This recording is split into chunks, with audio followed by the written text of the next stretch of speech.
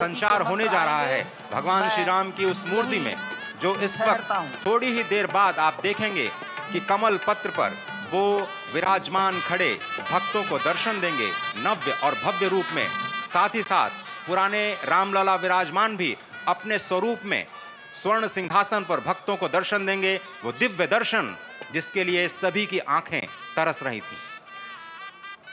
दिव्य क्षण, युगांतकारी क्षण। प्रधानमंत्री नरेंद्र मोदी पहुंच चुके हैं गर्भगृह में। प्राण प्रतिष्ठा होनी है भगवान श्री राम के बाल मूर्ति के बाल विग्रह की। इन क्षणों को अगर देखें तो प्रधानमंत्री नरेंद्र मोदी समूची सनातन संस्कृति के बिंब के रूप में, कर्तव्य परायण स्वरूप में, धर्म परायण स्वरूप में, 140 करोड़ देशवासियों के प्रतिनिधि के रूप में, तेज तप और तपश्चर्या के पर्याय के रूप में, भारत भारतीयता के अग्रदूत के रूप में और साथ ही साथ सनातन संस्कृति के ध्वजवाहक के रूप में प्रस्तुत हैं गर्भगृह में।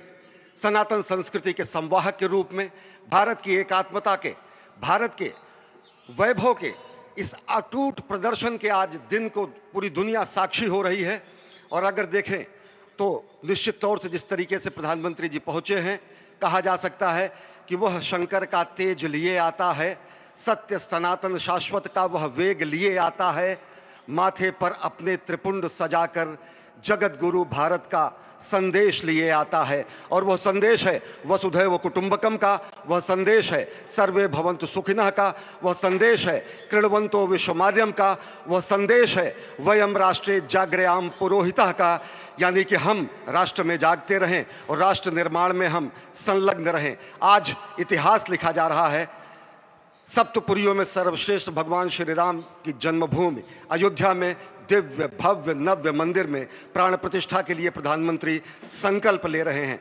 ये संकल्प है उन हुतात्माओं के लिए, ये संकल्प है उन बलिदानियों के लिए, ये संकल्प है उन राम भक्तों के लिए, ये संकल्प है भारत भारतीयों के लिए, ये संकल्प है सनातन संस्कृति के लिए, ये भारत के जगत गुरु स्वरूप का भी संकल्प है। और आज हम साक्षी बन रहे हैं, प्रधानमंत्री साक्षी हो रहे हैं, साक्षी भाव से उपस्थित हैं श्री राम लला के बाल मूर्ति विग्रह के सामने। अजय, जिस तरह से आप ये अद्भुत दृश्य देख रहे हैं, सुनील शास्त्री जी इस वक्त प्राण प्रतिष्ठा के लिए संकल्प कराते हुए, और प्रधानमंत्री एक तरह से इस प्राण प्रतिष्ठा के संकल्प के बाद जो 6 गृहस्थ हैं वो इस प्राण प्रतिष्ठा के कार्यक्रम को अपनी ओर से, जिन्होंने लगातार तपस्या की है, भूमि पर शयन किया है, बिना कोई अन्न ग्रहण किए, लगातार जब से उन्होंने प्राण प्रतिष्ठा का संकल्प लिया है तब से वो 6 के 6 परिवार तपस्या कर रहे हैं। आप सभी जानते हैं कि इस वक्त प्रधानमंत्री मोदी भी पिछले 11 दिनों से तपस्यारत हैं और उन्होंने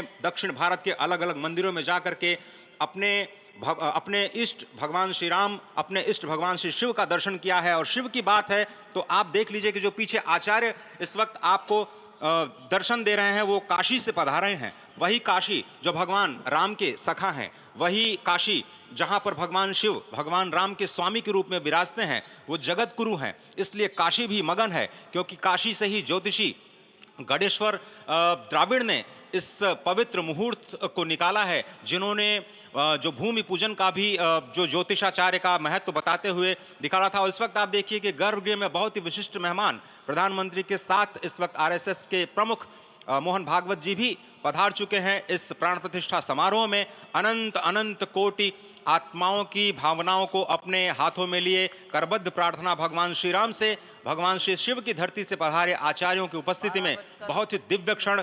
वर्तमान में कहा जाए तो भगवान शिव सबसे अत्यधिक प्रसन्न, क्योंकि स्वामी, सखा और मित्र ये तीनों ही संबंध भगवान शिव का भगवान श्री राम से। आधे अद्भुत क्षण आपके समक्ष। प्राण प्रतिष्ठा का समय, अद्भुत क्षण, युगांतकारी क्षण, इतिहास में स्वर्णाक्षरों में दर्ज होने वाला क्षण।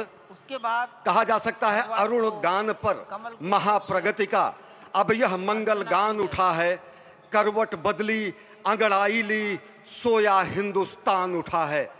यह संकल्प के सिद्धि होने का दिन है, यह हमारे पुरखों से किए गए वादों का पूर्ण होने का दिन है, यह विधाता से दिए गए वचन को पूर्ण करने का दिन है, यह उस शपथ के पूरा होने का दिन है जब कहा गया कि जन जन के मन में राम रमे और प्राण प्राण में सीता हैं, हर हृदय की धड़कन रामायण पग पग पर बनी पुनीता हैं। यदि राम नहीं है श्वासों में तो प्राणों का घट रीता है।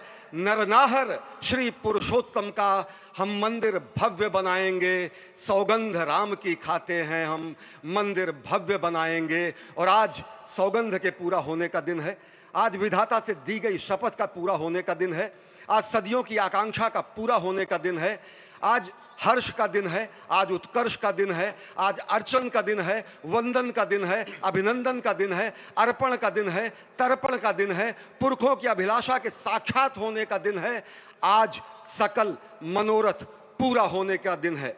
अजय, जिस तरह से आपने पुरखों की याद दिलाई, तो ये जो पौष मास है अश्विनी, वो बहुत ही पवित्र माना जाता है। सभी पुरखों के लिए हम तर्पण करते हैं इस पवित्र मास में। और आज द्वादशी की तिथि है। द्वादशी की तिथि यानी भगवान कूर्म के अवतार की तिथि।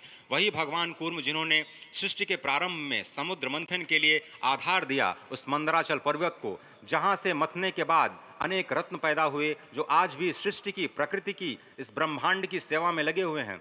मां लक्ष्मी का प्रादुर्भाव हुआ उन्हीं रत्नों में। सबसे पहले विष निकला, जिसको भगवान शिव ने आज भी धारण किए हुए अपने नीलकंठ स्वरूप के रूप में सभी भक्तों को दर्शन देते हैं। वहीं से अमृत भी निकला, आज वही अमृत निकलेगा भगवान श्री राम के प्रतिष्ठा के बाद।